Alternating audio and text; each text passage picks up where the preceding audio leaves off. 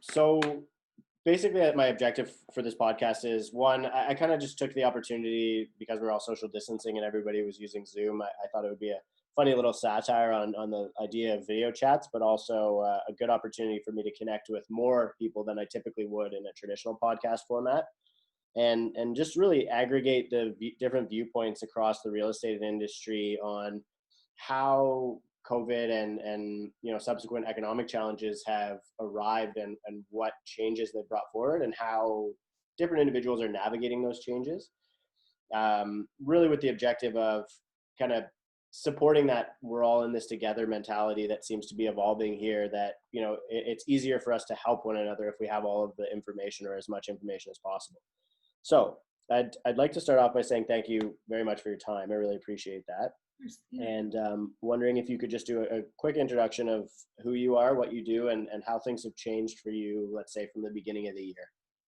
Sure.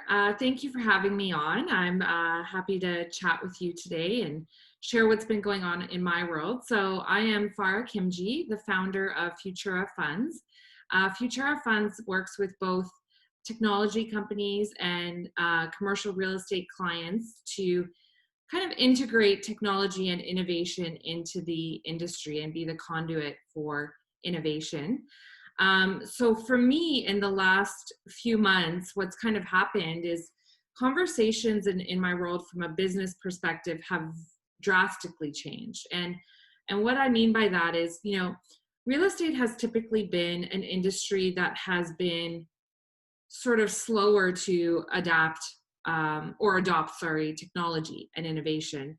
And the reasons being, it's been a really great market for the last 10 years. So there hasn't been necessarily like a impetus to say we have to adopt all of these technologies. Think times are good. If it ain't broke, let's not fix it. And so that was sort of the mentality. And we've been a laggard in adoption of technology in comparison to other industries as well. If you look at what's going on in fintech, obviously, advanced pretty quickly in that world. And so, what happened with COVID, though, is that overnight, almost, conversations around technology, and specifically certain technologies that were somewhat of a nice to have now become almost a must have in order to manage real estate and to help owners, landlords, tenants manage their real estate spaces more effectively and manage remotely as well. And so what I've seen is an openness for maybe not in the first month or so, but we're now into month 2, getting into month 3, and the conversations are, look, let's try something new. We're a lot more open to it.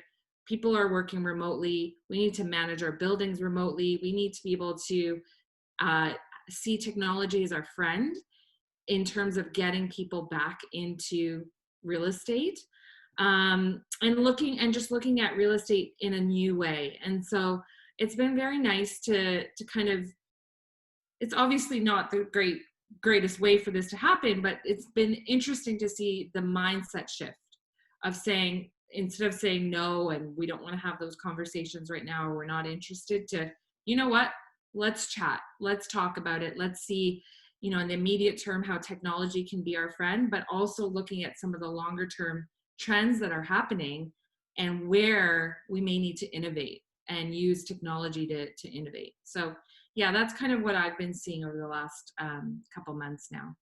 Cool. Yeah, I think it's interesting, and I guess I've always wondered why real estate has been so slow to adapt to the changing demands.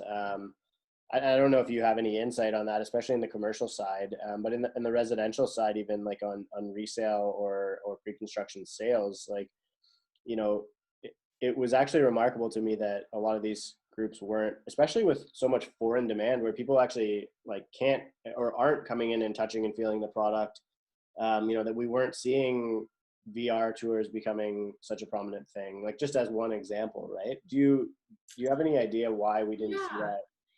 I think with real estate, I mean, these are big purchases, right? It's not like you're buying a t-shirt, you're buying a home, or you're leasing a massive amount of space, and the ability to be able to go in and feel it and see it and have that being able to touch it and visualize it has been very important, right?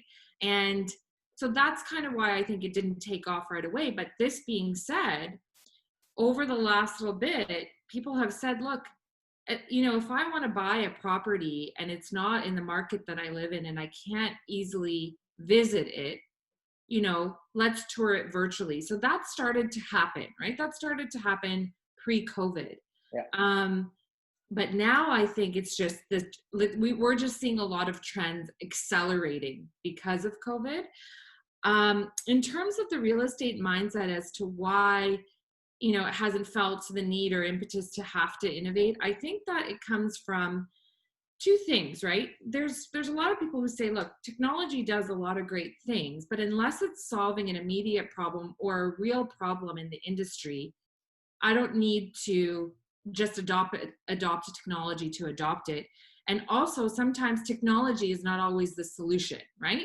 We have real problems and we don't always have to solve them using technology. So that was kind of the mindset. But now I think what's happening is that the technologies that are being developed today are not just being developed by big tech firms.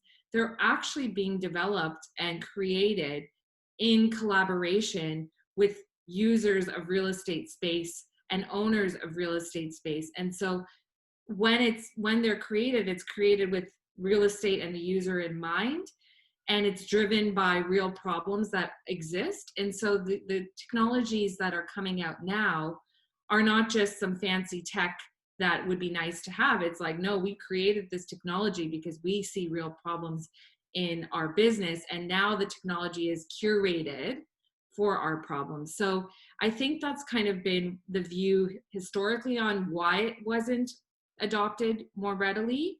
That coupled with the fact that, the industry was just, as I mentioned, doing well and there was really no need to have to innovate, to now saying, wow, it can actually be our friend, and we can work with technology to streamline processes, create more efficiencies, manage our buildings better, communicate with our tenants better. There's just so many areas in which technology can really play a factor.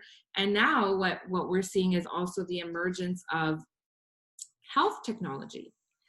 This is where I've just seen, typically when we think about health and real estate, we think of the health of the building itself, the air quality, but we don't always think about occupant health, right? It just hasn't been something we've had to think about, and now we do. And so, there's sort of been this, in the last couple months, things like thermal scanners, virus resistant surfaces, touchless technologies. These are all now real things that are in everyday conversations that prior to COVID would have never, touchless technology was there, but it wasn't because of, fear of spreading a virus, right? So it's been very, it's now kind of like, you can't not have a conversation about real estate and technology driven solutions doesn't come up. I just think that, yes, there's some easy things we can do now to mitigate the risk of spread for the pandemic. And some of those are technology enabled solutions, and some of those are low tech, like just signage and that kind of thing. But for the longer term, I really do see that technology the openness will be there. And I think people have recognized that we really do need to be a lot more open to innovating in our industry. Otherwise, we'll somewhat be left behind. Right. Mm-hmm. It's interesting that you note that, because I sort of have a different experience in the industry from the idea that you mentioned of the occupant health. And I'm not sure if that, I guess in the commercial context, it would be your human capital, right? Yeah. I was actually on a research team at the University of Guelph for my professor, who's now at Schulich. I can introduce you to her if you'd like, but Sure. very well researched in sort of the impacts of your LEED and other, let's say, building quality indexes and the impact that it has on the quality of life and quality of work of human capital. And so I think that that's an interesting discussion. I guess, and I know you did want to discuss on the office side of things. One of the things that I find interesting is like, I wonder if we're entering into a point where this whole COVID thing is actually going to maybe distract from, because of the necessity of innovating around just that component. Do you feel that it's going to distract from proper innovation, or do you think that it'll catalyze proper innovation? Like which is it Yeah, valuable? yeah, that's a very good question, because you're kind of trying to say, well, people now focus on this because this is what's hot and sexy right now, and will Yeah, that deter from true innovation in the space that is more relevant? But what I think is, you almost have to take a step back, right? What's yeah, happening right now in the industry is, so there's two things going on. There's been an economic downturn, but the economic downturn is also related to a health crisis, right? It was the health crisis first that now has spun an economic downturn. But part of the health crisis is associated to real estate, in the sense that going into a space, whether it be retail, office, grocery stores, whatever, has now become a risk. And that was never something that real estate had to face before, right? Actually, going inside of an office building was usually a safe space, not something to be feared. right, And so what's happening right now is, the reason why these technologies are emerging is, you really need to create confidence in tenants, regardless of what type of asset class, confidence in tenants that when they are entering these spaces, they are safe. And in order to create that confidence, you can't just, I believe, put a sign up and say, we clean the building and the right, air quality is good, and wash your hands. No, people will say, show me the data, show me the numbers, show me the metrics, show me the technology that you're using to do this. And so, things as simple as, installing IoT sensors, or even for movement patterns, or sensors to detect air quality real time. And like I would love, hypothetically, to walk into a building someday, and through your phone, it's like, oh, Farrah, air quality is at 77% today, or Farrah, this area is very congested, maybe take another route.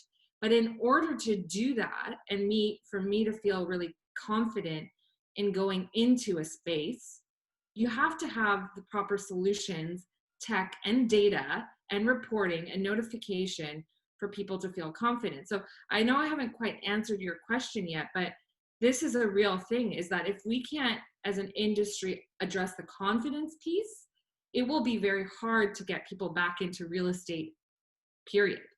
And that might just be a 1 to 2 year thing.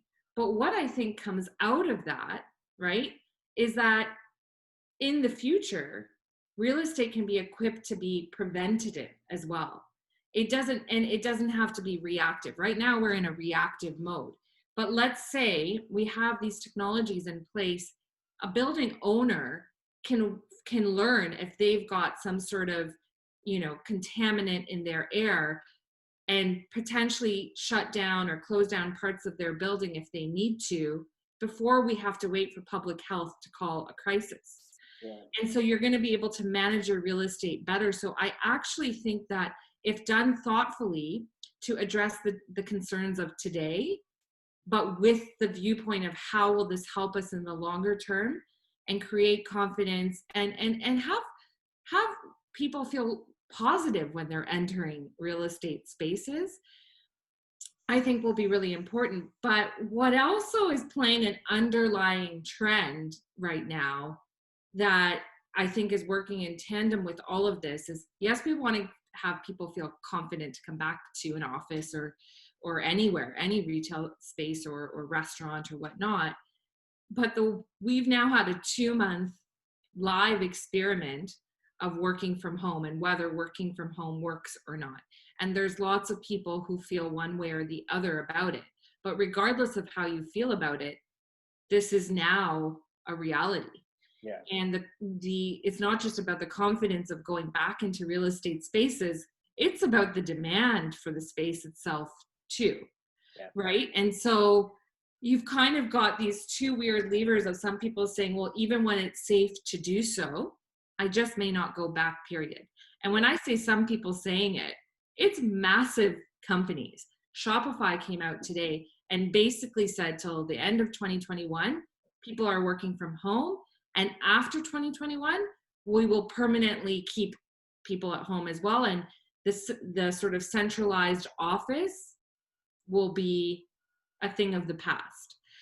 You've got BMO, a major, bank in our country, saying 80% of their workforce will have a flex work home office type scheme. So, I think we can make everyone feel confident about coming back to the space, but I think landlords have to be thinking creatively and innovatively about what the purpose will be of the office and of the space. And when people do come back, how will they use the space? I think that's a key thing that we need to start thinking about, is that the space itself, the purpose of it and how it's used might change going forward. I've noticed a lot of economists sort of discussing how this is the most credible threat we've ever seen to the idea of a central business district or a financial district. And it seems to be mixed reviews from people who are much smarter than I am and that I trust their judgment a lot. And so I'm having a hard time making sense of which direction this could go. And ultimately, I don't think anybody knows. It's really going to be up to the consumers, which is interesting. The first time ever, it's not if you build it, they will come. It's, we get to decide as people in the workforce, the direction that this goes.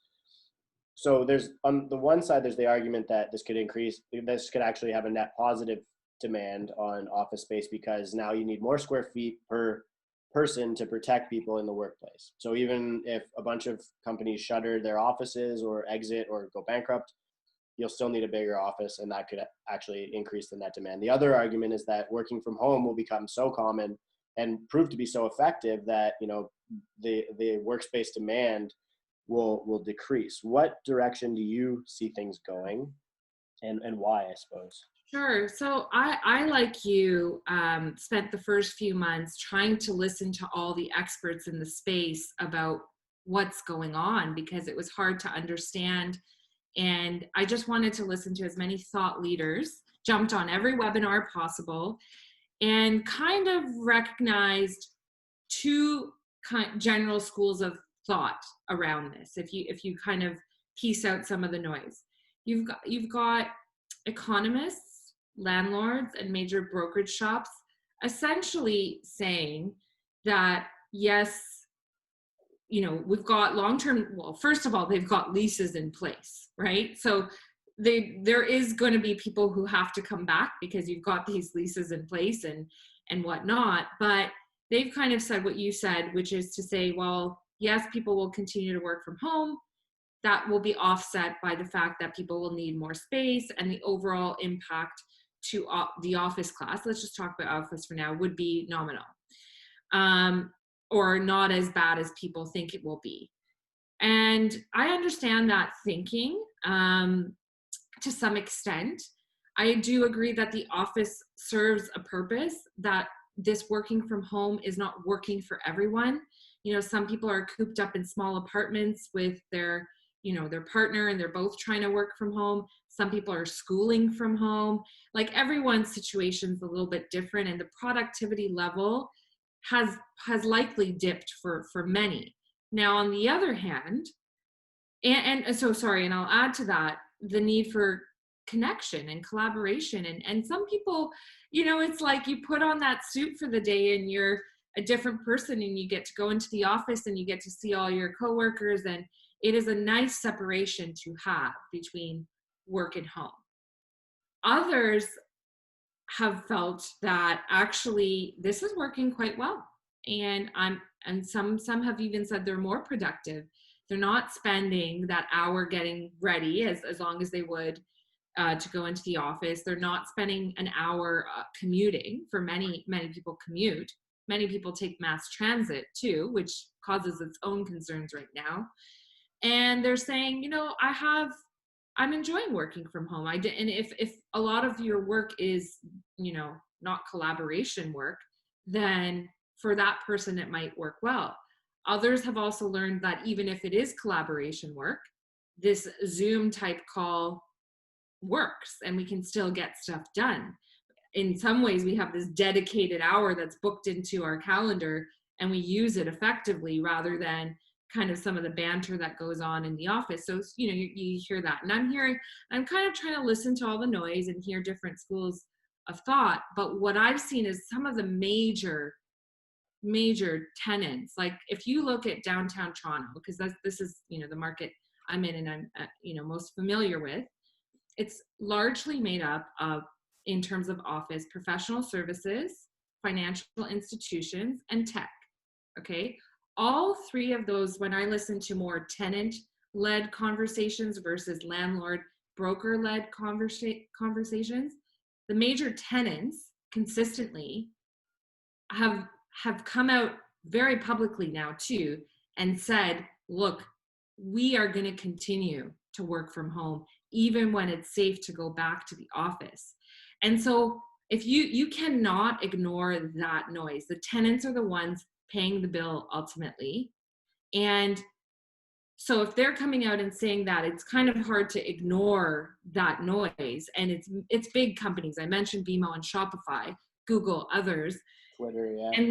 And so there's one other thing I think we have to talk about is the finances. So when you are a company and you are a tenant and the second biggest line item on your income statement is likely rent, next to paying your people, right? So when I talked about those three categories, those are all knowledge workers. So the biggest thing on your income statement is salaries. Yeah. After salaries, it's rent.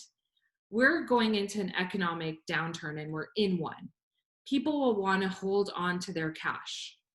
And if there's a line item you can cross off and a very significant line item, and it's rent, and you're learning that, okay, even if I cross out rent, and maybe they can't do it right away because they're in a lease, but in the longer term, and I can still be effective, maybe a little bit of a dip in productivity, but I'm effective, they're going to make that decision all day long. I was speaking to someone from PwC who said in the 2008-9 recession that when you were talking about things about engagement and culture and this, those were not considerations at that time.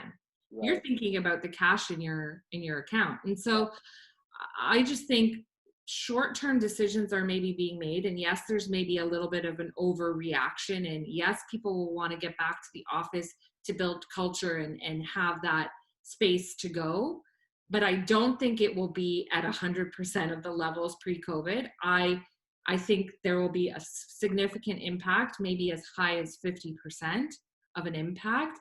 And I think that right now what landlords need to do is figure out how to make their spaces a space where people would want to be, and purpose it and design it around collaboration, around things that would drive. And right now collaboration is difficult because of physical distancing, but for the longer term, in order to stay relevant, you're going to have to think innovatively about what the purpose of the office will be. And if you can drive a compelling enough reason to come into the office and design your spaces accordingly and equip them with the right technologies or whatever needs to happen, then you'll come out ahead. But to ignore the noise of all these major tenants saying what they're saying, I think it just went from a landlord-led market where we had 2% vacancy in Toronto to now a tenant-led market where they're going to be dictating what happens with real estate spaces going forward. So very long answer. I clearly feel very strongly about it, but I wanted to share all those considerations. No, I think that's a great answer. And I've always sort of felt like retail, is very much a canary in the coal mine. Restaurants especially, with sort of the long-term trends that we can anticipate in the commercial real estate market, because they have such a short supply chain, right? So, they get food, they cook it, and they give it to somebody, and that can be through delivery or whatever it is. And now we're seeing, they have to adapt so promptly. But the office thing, things have been shut down in such a different fashion. And I would agree. I think that it's almost a counterproductive assumption to make that things will go back to normal completely. And I think that what's more important, and maybe you can touch on sort of how this thought process looks for the clients that you have, and also the people that you know in the industry. But I think what's more important is evaluating, okay, maybe the easiest way to create perspective on it is I will typically say, if everything goes back to normal, that's probably the best case scenario. And the best case scenario requires very little planning, right? So it's probably more prudent to think about the worst case scenario and make a model your decisions based on that. So from, given that assumption, what would that look like, and how are people adapting or making lasting changes in anticipation of, I guess, what could be a worst case scenario or a middle case scenario, even if it's 50%, like you said. So I think that I agree with you. Let's plan for what could be more significant than we think, so that we are at least prepared. This being said, a lot of that planning for that worst case scenario requires dollars. It requires capital. And so, landlords are sitting back and saying, really having to analyze, what is it that makes sense for me to put that capital out and make major changes? Like, do I start installing thermal scanners everywhere if that's not even really required by public health? So that's another consideration, is a lot of things are happening in tandem. You've got changing regulations and guidelines coming out from our public health group every 2 weeks. Every week on Friday, there's a new guidelines. And so there's landlords are saying, well, what am I going to have to do at a minimum? What will be required by regulation? And what do I need to do to differentiate myself and set myself apart and be a leader? Now, being a leader might also mean a lot of dollars. Now, also, who pays for it? Are there some measures that are like the landlord should be covering? And are there things that the tenant would need to cover? And that right now is a very big debate as to what falls in what camp, and or is there a hybrid approach of we pay for it together, right? We put this through operating costs and pay for it together. Now, I think that you do have to take that step back to say, you mentioned best case scenario might be just things go back to normal and there's a nominal impact. But I think what's interesting is a lot of people are questioning, was best case scenario actually the best case scenario? We all went into the office blindly because that's just what you're supposed to do. Yeah. Right? So like I even step back and say, what's influencing best cases, do people even want to go back to that? Right. From an office perspective. Now, let's say they do. Let's just say we're all trying to get back to normal. Oh, did you hear that? Yeah. Oh gosh, my alarm's going off. Do you need to grab it? I can just pause the recording. You want to pause? Yeah. No, it's like the... No. Okay. So yeah, I think we just have to take this time to stop and think about, A, what are we rushing to get back to? And B, when we get back there, like, let's just take two scenarios. Let's say you're an accountant. And I used to work at Oxford Properties in the property accounting group. I was a manager there, managed a team of 5. But a lot of the accountants, what they would come in and do for the day, there wasn't like there was 10 meetings in their calendar, right? A lot of the work was just desk work, solo work. If that can be done from home, and actually you can maybe do it more effectively and productively at home because there's less distractions, what is the rush to come back to the office? And I think so that whole question is coming up a lot. And so I think while we're thinking about getting back in the best, medium, and worst case scenario, we also have to think about how and for what type of work will people be coming back for. And if the thing that we're missing is connection and collaboration, then, and in the shorter term, we have this need for more space and people can't actually, some people are saying you can't even have face-to-face meetings. Well, then what are you coming back to the office for? Yeah. Longer term, I think we need to think about space as a place for collaboration and culture building and connection.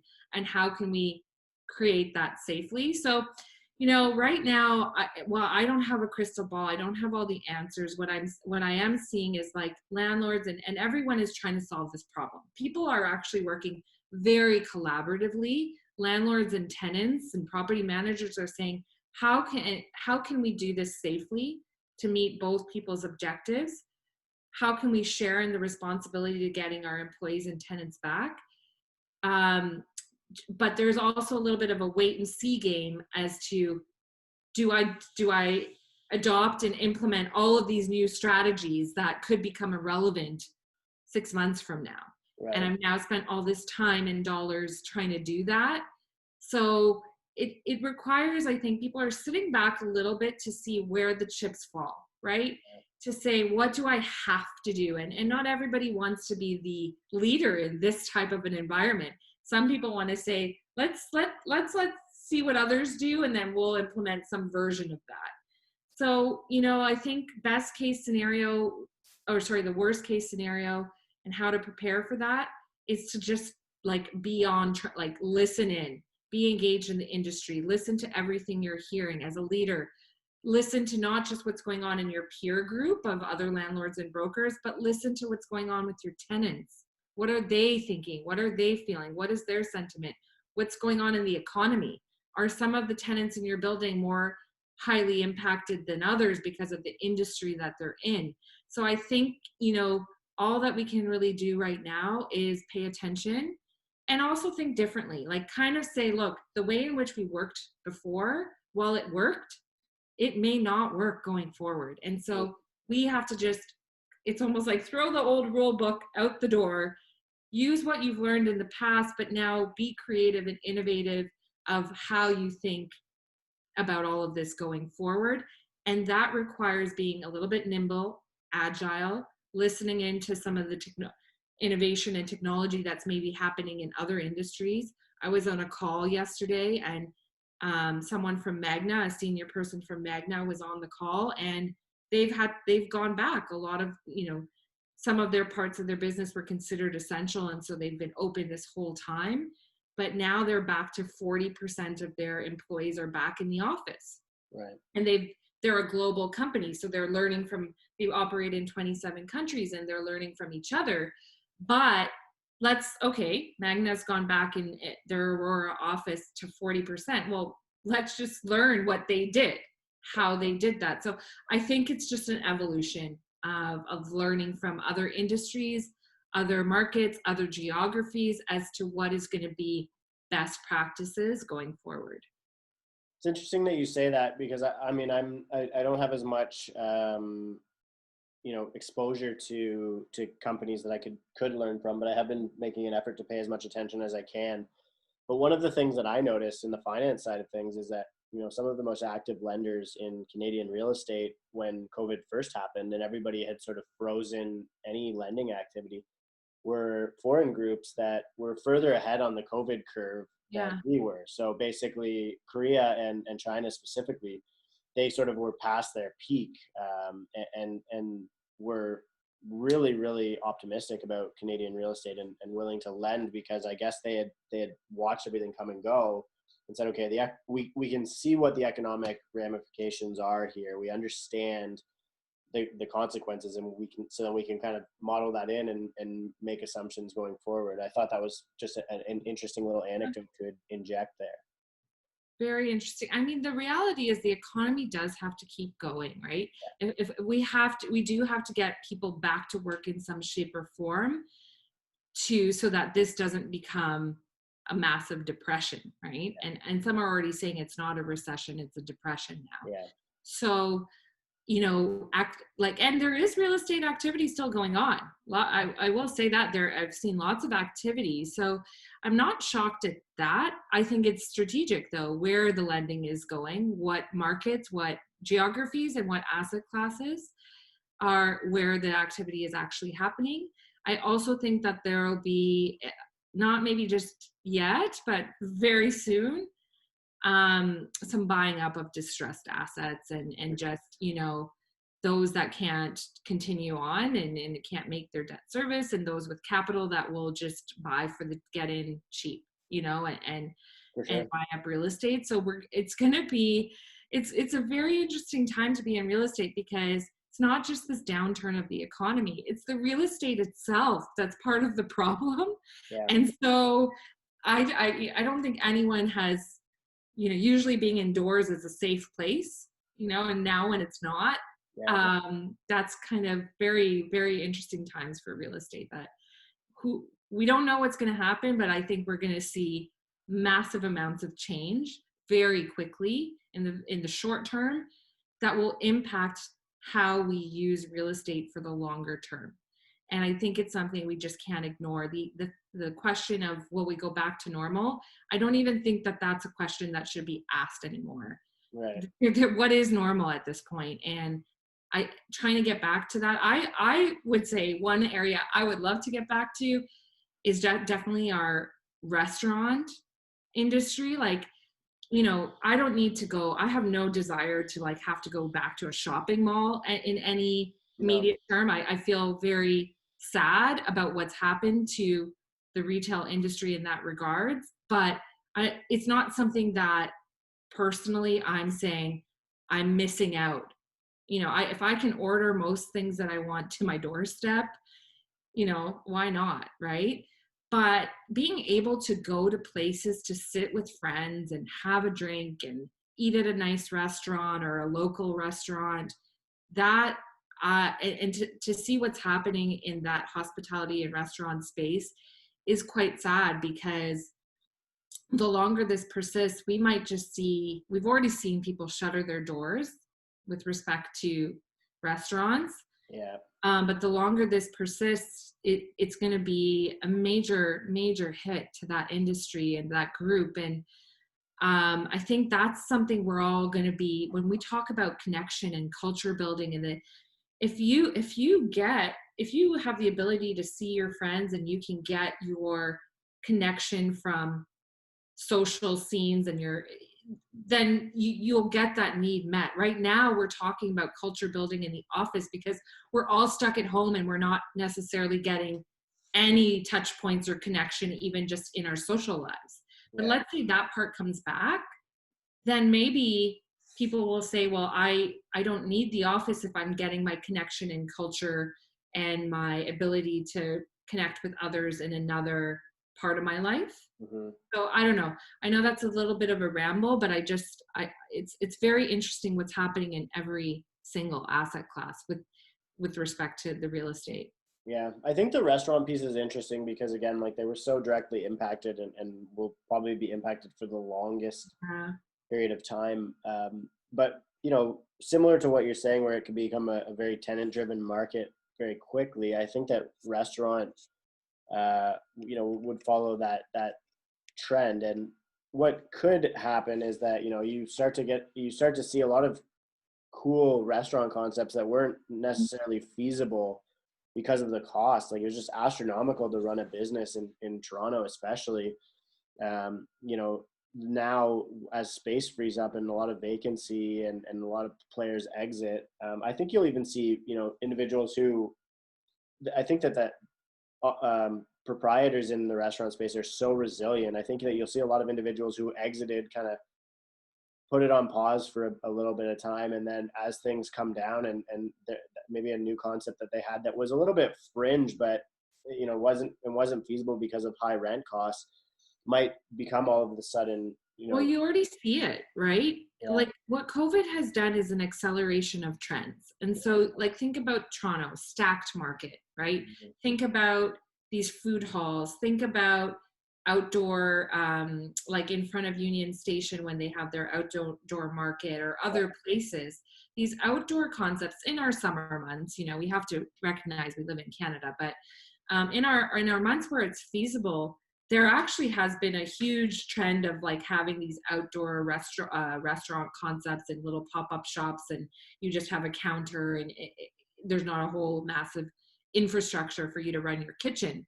So I think we're going to see that. I do think, I was actually kind of approached by a group that has this concept to run kitchens in, basically imagine a food truck, but not a food truck that you go up and order from. It's just an enclosed kitchen that's in a truck that gets parked in a parking lot.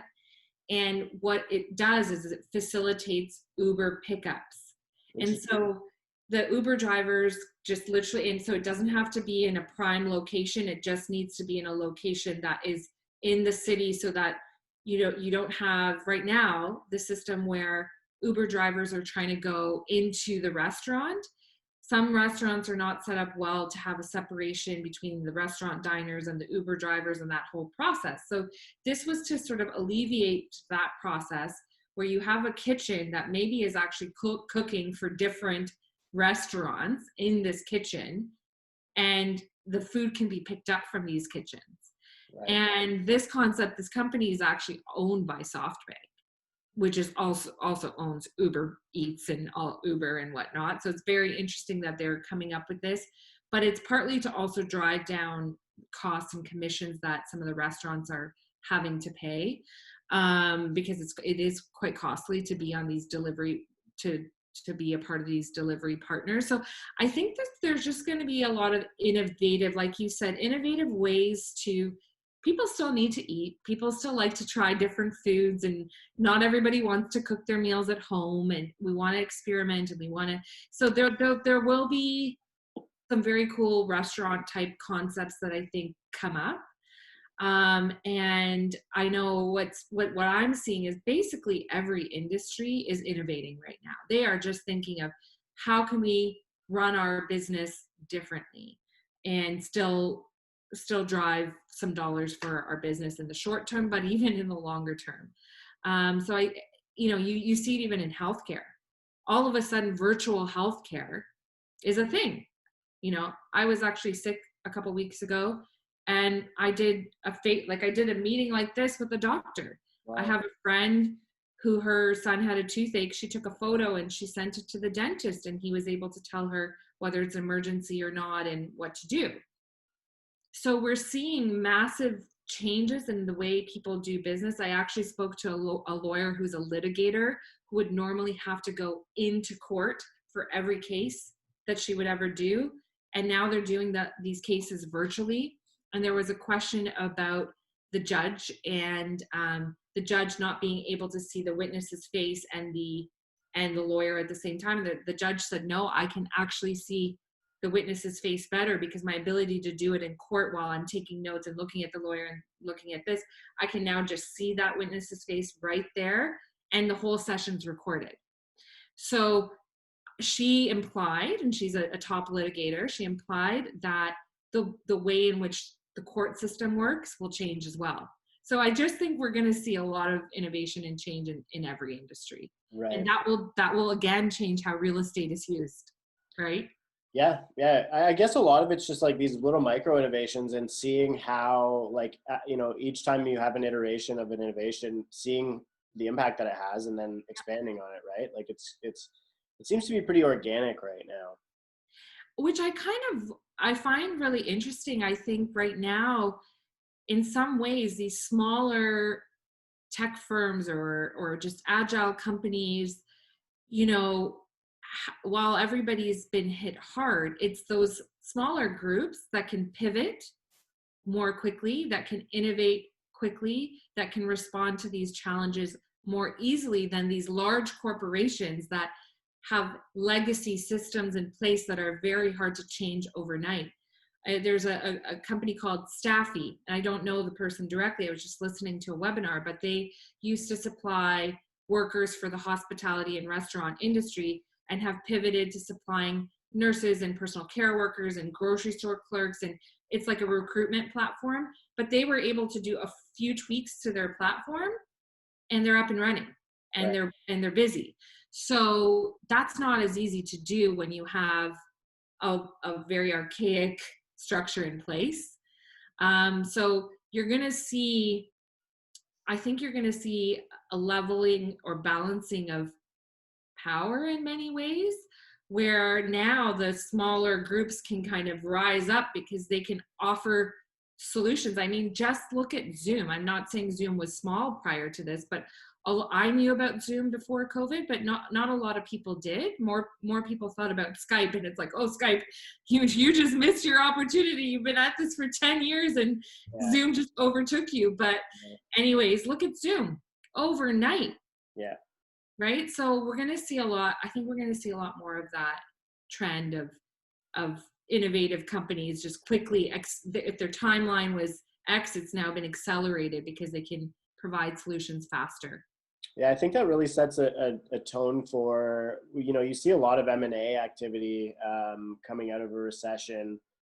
And I think that you're right about the smaller groups that have the agility to adapt to trends quickly. They don't have to run it by a credit committee or a board or whatever.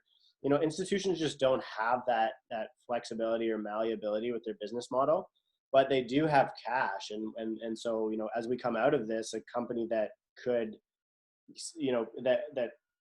introduce some great innovations during the COVID process, could really become good targets. So I Yeah. think that it'll be interesting to see how that takes shape. Is there anything that you wanted Well, to I add? Sorry. yeah, I think there's going to be there will be some what do you call acquisitions. I Yeah. think there's going to be you've already started seeing some of the more institutional groups buy smaller groups. I forget who bought Credit Karma, and like there's all these kind of larger groups buying these smaller innovative platforms with really great technology. Like what was it? CoStar just bought what's it called? 10 something. They're just Yeah. like just making sense for these. Sorry, I'm blanking a bit, but really, really interesting acquisitions. I think it was announced that Amazon is buying J.C. Penney, Really interesting. right? So what does that mean? Are all the J.C. Penney locations going to become like Amazon warehouses, right? So there's all sorts of like really interesting things happening, right? Time will tell, but necessity is the mother of invention, right? And right now everybody's saying these are times where we have to just we've got dire times and we've got to innovate, and it's causing a lot of really interesting concepts to come about now. Right. Mm-hmm. Interesting. Is there anything that we didn't really get to that you wanted to discuss? I know we kind of covered a lot of stuff and we got pretty granular, which I liked. So I just wanted to make sure that Yeah. I'm not missing anything. No, I think I would just add, I know I've said a lot about, technology and sort of working from home and those trends. I do just want to iterate that I do feel that humans by design and by nature, like we're all just waiting to be back together with each other. I think people really do want a world in which they are interacting face to face with people and having meaningful connections. And so I really strongly believe we will get back to that, but that real estate will have to adapt. Sorry, we'll have to adapt to accommodate that in new and innovative ways that will be safe for people to do so. And so I am of the mindset of thinking about real estate of 5-10 years from now in the future of what real estate will look like and what it will be used for, because I think right now we're all in this reactionary mode and we're solving for the next couple of years, but what has just happened is going to impact real estate for years to come. And so the best and the brightest out there should be looking a little bit longer term, while understanding that what's happening right now is informing that.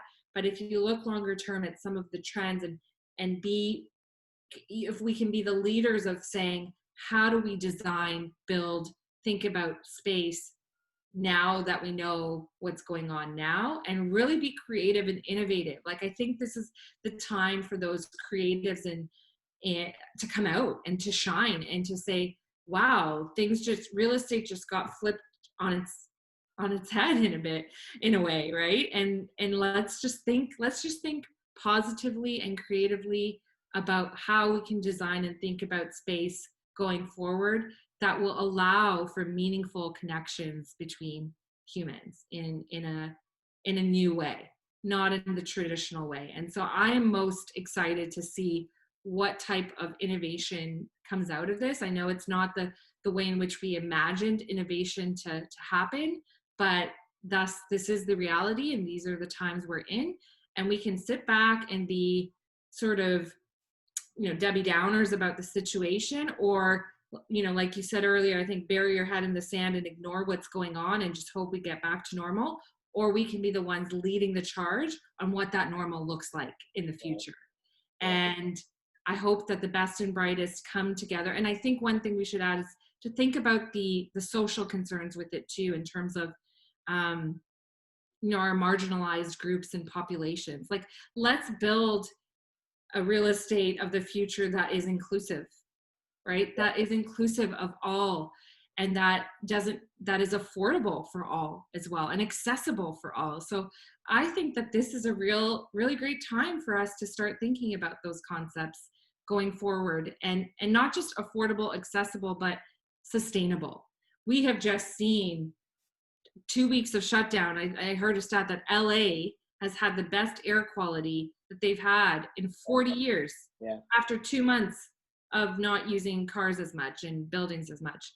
So let's think about that and incorporate that into, the future, because there's a sentiment that I've heard of everyone's looking to get back to normal, but what is the normal that you're rushing back to?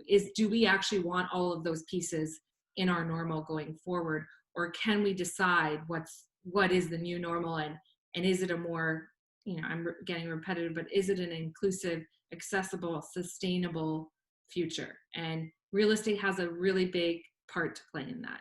I would agree for sure. And I think it's, you made a good point that we get this as an opportunity to pause and reflect, but also it's given us like a sort of compartmentalization of the different pieces that we can focus on, adding value to. So like you said, like the social piece, can be pulled out of the workplace thing right now. And it's like, how do we create a workplace where people can, the culture can be taken outside of the idea, because now people can work from home. Like we've really revealed to ourselves a lot of the realities of our world that I think we never would have explored had this not happened. Right.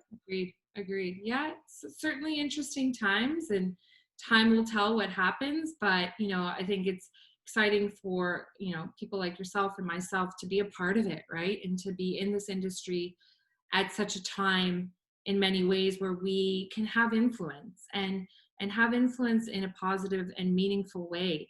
And, I certainly, this is an industry that I love, and I see that it's not going anywhere. We just have to be very creative going forward, and I'm just excited to be a part of it.